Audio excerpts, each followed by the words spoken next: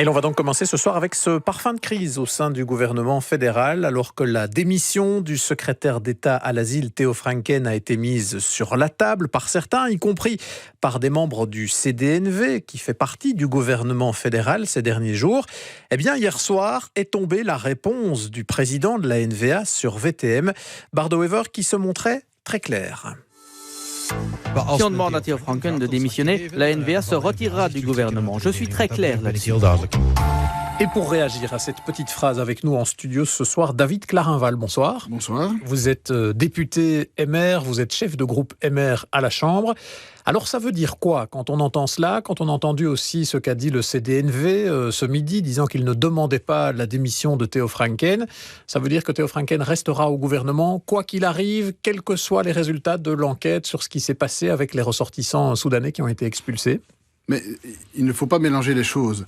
L'enquête qui est menée sur la manière dont le CGRA et l'Office des étrangers appliquent la vérification de l'article 3 de la Cour européenne des droits de l'homme, ça n'est pas cette enquête-là qui va déterminer le fait de savoir si M. Franken doit démissionner ou pas. Ce sont deux choses différentes. La démission de Theo Franken, elle porte sur savoir est-ce qu'il a, oui ou non, menti lors de dans ses déclarations le jeudi au Parlement avant le réveillon de Noël. Et donc, c'est sur cet élément-là qu'il s'est expliqué en commission au Parlement le vendredi, et c'est sur cet élément-là qu'il s'est notamment également excusé. Et il est clair qu'il n'a pas donné toute l'information de manière complète, mais il n'a pas menti, et dès lors, il n'est pas à l'ordre du jour aujourd'hui question de savoir s'il doit démissionner ou pas. Quoi, il n'y a même pas de mensonge par omission quand il ne dit pas qu'il y avait des retours prévus vers le Soudan et qu'on les a annulés, ces retours-là, en attendant de voir quoi pour l'enquête, toujours avec cette obsession d'éviter l'appel d'air. C'est pas au moins un mensonge par omission, ça ?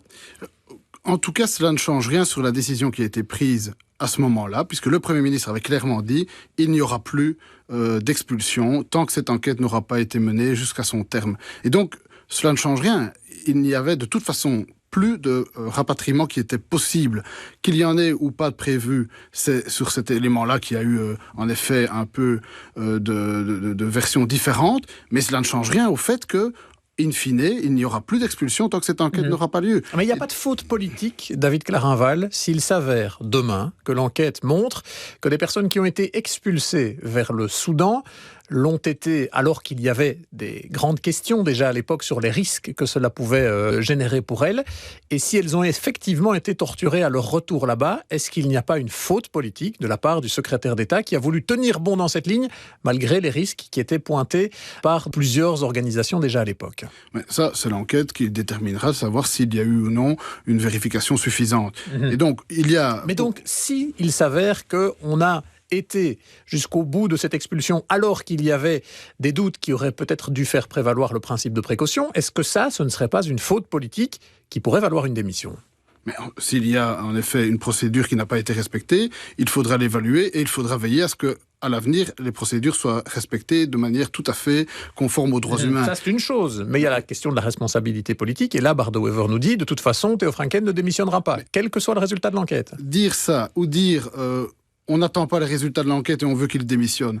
Donc que ce soit l'opposition... C'est pas ça que je vous demande ici. Je vous demande en fonction des résultats de l'enquête. S'il s'avère, alors qu'on avait dit beaucoup à l'époque qu'il y avait un problème avec ces expulsions vers le Soudan, qu'il y avait en tout cas des risques, s'il s'avère que ces risques étaient fondés et qu'il y a bien eu des cas de torture, est-ce qu'il n'y a pas une faute politique ? Mais on verra ce que l'enquête va démontrer. Moi, je ne peux pas faire tirer des plans sur la comète. Et mais on a l'impression que Bardo Wever tire des plans sur la comète, lui, en disant déjà, de toute façon, il ne démissionnera pas. Mais comme l'opposition ne veut pas attendre les résultats de l'enquête avant d'exiger sa démission. Donc, dans les deux cas, on a des propos qui sont excessifs. Attendons les résultats de l'enquête, et quand nous aurons ces résultats de l'enquête, on tirera les conséquences. Mais aujourd'hui, il est prématuré d'anticiper sur ces résultats de cette enquête indépendante et internationale. Est-ce que du point de vue du MR, aujourd'hui, on a encore toute confiance dans le partenaire NVA à l'intérieur du gouvernement, quand on sait qu'il y a quand même eu une communication très très particulière de la part de Theo Franken, y compris vis-à-vis du Premier ministre? Alors il faut être très clair, le MR soutient à 100% la politique en termes d'immigration qui est menée par Theo Francken et par le gouvernement. Sur le fond, la politique qui est menée, ferme mais humaine, c'est la politique du gouvernement et nous l'assumons à 100%.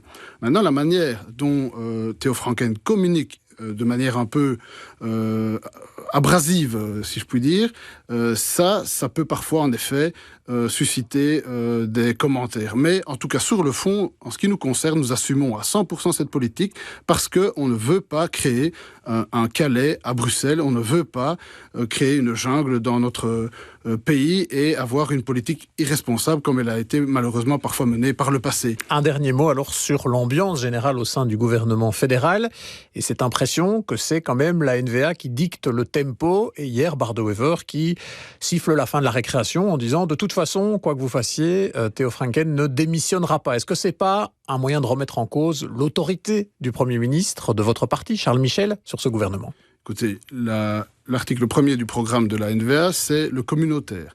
Et depuis 3 ans, la NVA n'a rien obtenu sur le plan communautaire. On a mis toute cette polémique-là au frigo et on tient tête de manière vraiment remarquable sur cet aspect des choses-là. Et dès lors, venir dire que la NVA donne le tempo, ça veut dire que la moitié de son programme n'est pas du tout mise en application. Contrairement au programme du MR, quand on voit toutes les politiques de centre-droit, au niveau de la diminution des impôts, au niveau de la création d'emplois, au niveau du tax shift, toutes ces politiques-là sont mises en œuvre. C'est notre programme qui est mis en œuvre et on ne peut que s'en réjouir. Donc si c'est ça le tempo de la NVA, moi je suis prêt à le suivre parce que c'est finalement notre programme qui est mis en œuvre par le gouvernement actuel. Eh bien merci David Clarinval, on est au bout. Merci d'avoir accepté de réagir ce soir dans Soir Première. Je rappelle que vous êtes député pour le mouvement réformateur et chef du groupe MR à la Chambre. 17h38.